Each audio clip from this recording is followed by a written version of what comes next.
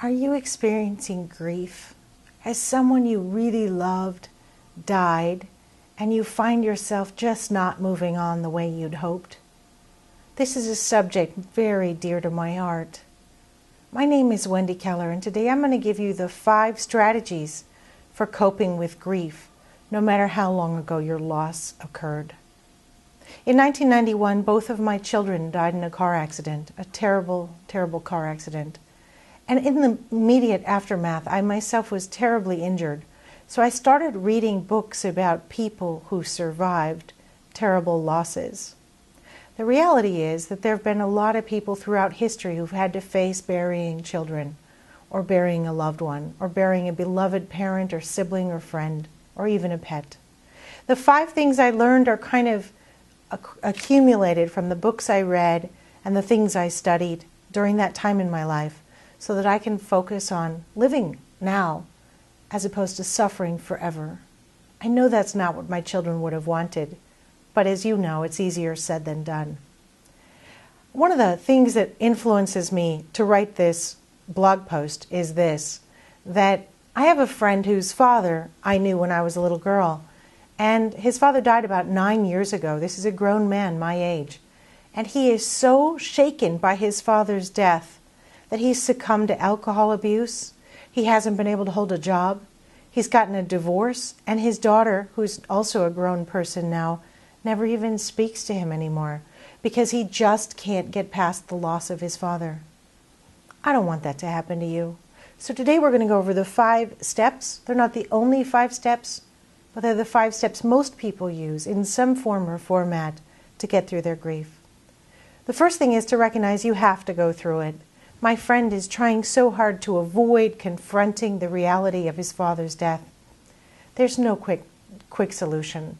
There's no avoiding this. You're going to have to face it. Luckily, there are some ways to face it that will soften it a little bit. If you're watching this in the first weeks or months after a loss, you might not be ready for this content yet. I invite you to come back when your emotions have calmed down a little bit.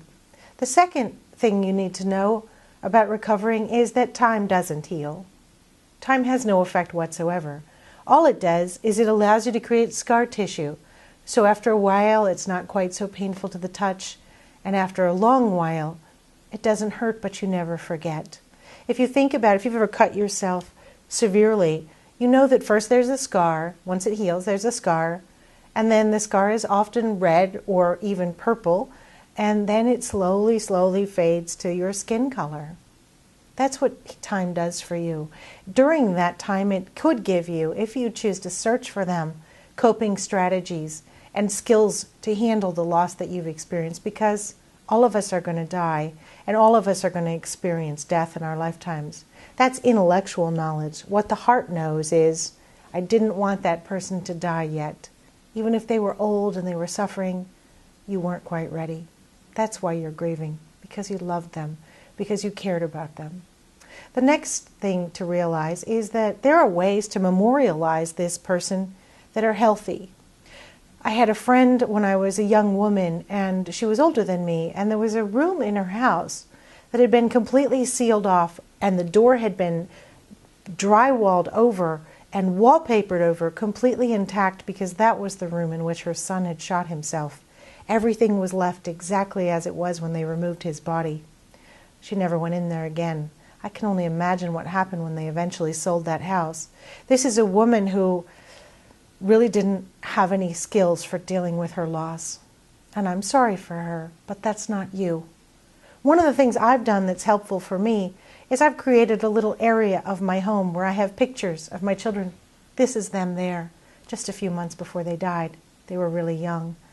And I have this little area in my house where I have a candle, and I have their pictures, and I have little things that remind me of each of them. That makes me happy. It saves me from driving to the cemetery, which is hours away. But throughout human history, we've had ways of looking back on a person's life and thinking it through. You might want to create a scrapbook of mementos, or piece together a movie of this person's life. Anything creative, anything special that designates or sanctifies their life and their meaning to you is a healthy project. The project itself is healthy because each object that you choose to put in that special area or in that scrapbook or in that movie will cause you to grieve again and to remember again. And after a while, that scar tissue I talked about becomes a happy memory. You know when you grieved fully, when you think back on your pain and on your loss, and you feel happiness that you had that person in your life, and joy at happy memories of them, and you don't fall apart every time you think of them. That's what recovery looks like. The next thing you can do is decide to be strong for yourself. You remember after the loss first occurred, everyone said, oh, be strong for your children, be strong for your spouse or your siblings or your dad or whatever. You can't really be strong for those people at that time if you're grieving. And I don't suggest you be strong for somebody else ever. But I do suggest you be strong for yourself. Read positive books. Read things that uplift your spirit. Don't watch terrible movies or television shows about death and darkness. They just contribute to your sorrow and depression. Write poetry. Write an ode to the person who died. Write a story from their life that you remember them telling you. Write the stories you remember of their life. Write something else. Write a book you've always been thinking about, your great American novel. Sing happy songs. Listen to happy music. Paint. Do something creative. Even if you're not a creative person, the process of being creative scientifically is proven to help you to process emotions. Here's a secret. I learned this in a book called How to Think Like Leonardo da Vinci by Michael J. Gelb. In it, he cites research where if you write with your opposite hand, I'm left-handed, so if you write with your opposite hand, it forces other parts of your brain to work in a different way. I write stories about my children with my right hand when I'm having what I call a grief episode. And yes, of course they still happen. They died in 1991. Of course it still happens. I have days sometimes where I'm incredibly sad missing them. I think that's normal. Most people who grieve have moments of extreme sadness, no matter how long it's been. But when you stay in the sadness, that's a warning sign that you need to do something different. The best things you can do are to review that person's life, to relax and to be willing to confront your pain, and to celebrate the life of that person and what they meant to you, and the love that you shared. The next and final thing that I want to share with you is that you can choose when you want to grieve. You don't have to be falling apart every time something reminds you of your pain. You can say to yourself, okay, brain, I get it that you want to fall apart right now. I speak to myself like this. You might think it's crazy. I get that you want to fall apart right now, but you know what? On Saturday, I'm going to be alone for a couple hours. And so from 1 to 2, I'm going to allow myself to cry and weep and rant and rave and be upset and go into this special area I've set aside to remember my children. And I'm just going to pour my heart out.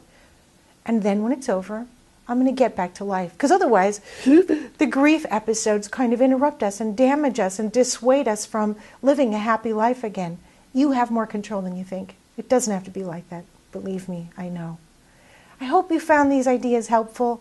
I hope that some or all of them are things you're willing to apply so that you can move through the grief you're experiencing. My name is Wendy Keller. All my work is about helping people deal with the difficult things that happen to everyone in life. I wish you all the best. Thanks for watching.